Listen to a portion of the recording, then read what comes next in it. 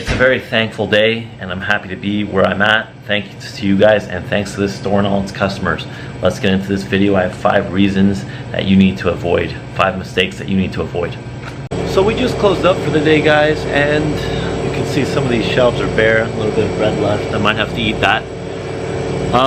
Yeah, I just, you know, it's Thanksgiving, and not to get cliche, but you know, we're finally in a fortunate enough position where I don't worry every single day if this business will make it another 6 months or a year. I'm fairly confident we've built a well-oiled machine now, that this place will last as long as I want it to, unless things, you know, in the economy really turn over. So with that being said, I wanted to give you guys the 5 reasons, or the 5 mistakes rather, that almost bankrupted this business in the first year that it started. Nobody really knows this. I haven't really made this public except on this channel. This was a very stressful time for this business because of these 5 mistakes that I'm going to tell you in this video that I hope you can avoid completely when starting your business. If you don't know, I have started a coffee line business. We roast the best beans I can source, and I want to show you what we got going on over here. This is my new business. I use all the channel's earnings to launch it.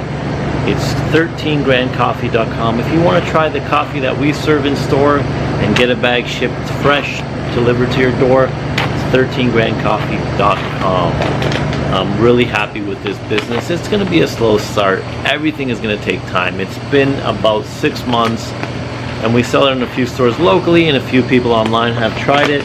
So we really appreciate that. If you're interested in trying that, we, you know, we really would appreciate that. I don't know why I keep saying that. And also, we would appreciate if you hit the like button down below. It really helps this channel grow and get these videos out to other people who appreciate them as well. So the first mistake you need to avoid is not having the proper experience in your business. This is a huge mistake that I always tell business owners to do before starting a business. And I thought I was prepared when starting my business, but I didn't have enough experience, and I had 10 years experience in a grocery store. So mind you, that isn't enough because of one reason. I only managed the produce section. I had no experience managing a full store, all the other sections, the dairy, the frozens, you know, the grocery, the dry goods, all that stuff. I had no experience with that. So I only knew how to manage the produce. So I started this store just as a fruit and vegetable store, which isn't enough to really sustain itself. And I learned that after a couple months.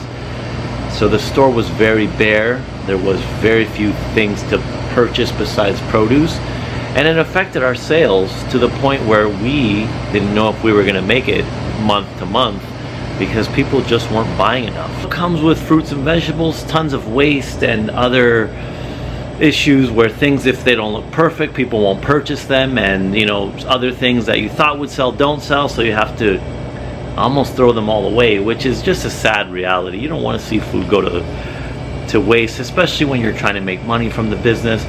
So that had to be solved, and that's why you need to run your business. You need to have experience in the business you're going to start. And as you can see, we've added pretty much a full market into this store, from coffee to dairy to meat to frozen goods, I don't know, frozen items like ice cream and, you know, confectionery, desserts, pies, tarts, you know, tons of grocery. I had to adapt to what the business needed, and that wasn't going to be just a fruit and vegetable store. It would never work. I would not be standing making this video today. The second big mistake that I made that almost bankrupted this store in the first year was I had a lack of capital, or lack of funding, or not enough money, pretty much. Even though I put all of my savings into this business, even though I got a business loan through a young entrepreneurs program, the funding just wasn't enough. So we opened the store with barely any reserves to keep this business growing, and the first month, 2 months before people really knew about us, were very stressful because our bank accounts were running low. People were coming in, but we couldn't repurchase product until we sold most of our inventory. And if you know how stores work, well, that's not how they work. You need to keep filling your inventory and building inventory as much as possible. You can't wait till everything sells and then reorder, because it's just not going to function with your customer. People need to come in with a purpose and feel like this store is worth my time. It's full, it has everything I could need. Next time I'll need this, next time I'll need that. So our store started very, very empty, low inventory, because we lacked the proper funding. So the solution for that would be, make sure you plan accordingly to how much money you will need to open your business, and honestly, probably add another 50% to that, because there's always unexpected costs. Things are more expensive than you imagine, and things take longer than you imagine. So you may end up paying rent before you're even open to your landlord. Just be aware that you will need more money than you think. The third reason this place almost went bankrupt in the first year was a lack of proper marketing. So when we were building out the space and renovating everything, we assumed if we build it, they will come. And that's just not true in the day and age that we live in. People are seeing ads every couple minutes in their life. They're being pulled in every different direction. Everyone wants their customers to spend money at their businesses. So you need to be in front of your customer every single day, even before you open your store. And the proper market research requires checking your neighborhood, delivering flyers, advertising on Facebook to that targeted area. And that's just something we didn't do. It's our first business, and we learned as we went. Of course, we started with the Facebook, Instagram, and those kind of free marketing tactics. But honestly, when you're starting a new business that's so highly perishable and needs constant traffic, you need to invest money into marketing, whether it be, public relations or, paid advertising, radio ads, creating an event for your grand opening. You need to invest money into getting people to know where you are, when you're opening, and what exactly you do, even months before you start. And that's just something we didn't do. And we had a great grand opening, but then the following few weeks and months were very slow, because the people that initially knew about us came, checked us out, and nobody really was in that funnel of customers that will keep coming to your business over the years to come. So it was a very long, gradual, slow start to take this place to a well-oiled machine, because of the lack of proper marketing before we opened. So please avoid that mistake. It'll make your life a lot easier if you can spend some money on marketing your business. The fourth mistake we made is we didn't truly know who our customer was. We figured, fruits and vegetables, and everybody eats fruits and vegetables, everyone's our customer. But that simply wasn't the case. We thought by opening this store, people from all around the city would come and just purchase whatever we needed, even though they had a grocery store right next to their house. The truth of the matter is, your small store will attract probably 90% of your customers will come from a 5-kilometer radius of where you are. And some people will travel a little further if they like you or like your store, or you have certain products that they can't find anywhere else. That's a whole nother discussion.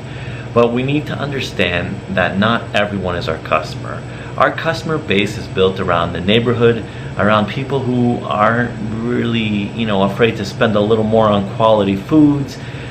Usually they're in the upper middle class in this area. Not to say I wouldn't love to cater to everyone, but my prices simply can't compete with, Food Basics, Freshco, and Walmart. So I found our customer is usually, people who prefer local, organic, or let's say very different foods that you wouldn't find in your bigger stores that cost a little bit more. And that's a general broad scheme of our customer, but we really have figured out why people come to our store and what they're looking for by tailoring our inventory to exactly what they want. And it's going to be a learning game for the next, as long as this business exists. You can never be perfect on that aspect. You can't read your customers' minds, and everybody wants something different. But we're doing our best with managing that inventory to keep them happy. That's exactly what we should have started with However, we started with everyone's our customer. We have food, and everybody eats food. That is wrong. Do not go into business ever thinking that, because you will lose fast. Here we have expired banana bread mix. Didn't sell. I thought it'd be a huge seller. It's gluten-free. A lot of our customers, as I mentioned, gluten-free, vegan, locally sourced foods. That's our customer. So that brings us up to our next mistake. We didn't manage any of the waste that is brought on by having a grocery store or any food business. So what we would do anytime something expired or didn't look good is just toss it in the garbage. Okay, I'm surprised I actually got that in. First try, by the way. And we quickly learned that we weren't making any money because of the waste in this business. You know, every single day you're gonna have products that, you know, go bad. You know, tomatoes will end up rotting on you if they don't sell fast enough. It's unfortunate that not everything can sell. You know, we wish that everything could simply just sell and we wouldn't have waste. But we got into the habit, and this is what fixed the potential of this business going under, is we learned to manage the waste. We learned to create things and cook things with anything that was starting to go, you know, a little, let's call it ugly or about to expire, and creating things that actually have a higher profit margin than the original item being sold. So for example, we have a box of, you know, ugly tomatoes here. It becomes tomato soup or tomato sauce. Felicia and I are learning the, you know, kitchen side of this business along with some other help, and that's the only thing that can save this business. If you learn how to repurpose the things that need to be almost, you know, pitched or gone or eaten, everything needs a second chance, we'll call it, at being sold. More examples that we learned to adapt to are apples become applesauce. Like this banana bread mix that has a few days left becomes banana bread. Obviously mushy bananas become banana bread. We are trying to limit the waste as much as possible, not only because it's sad to waste food, but you kill your profits if you just start throwing things away because you don't know what to do with them.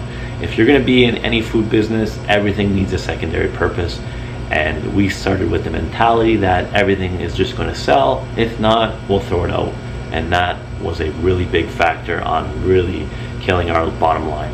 All right, that wraps up this video. Thank you for watching. I hope I provided some value. If you made it this far, please subscribe down below. We're always trying to give you the inside scoop on running your own small business. Now that we currently have our coffee line, 13grandcoffee.com down below, the store, and Felicia's a real estate agent, I think we're quite well versed on providing some insight as much as possible. Okay, ciao, enjoy.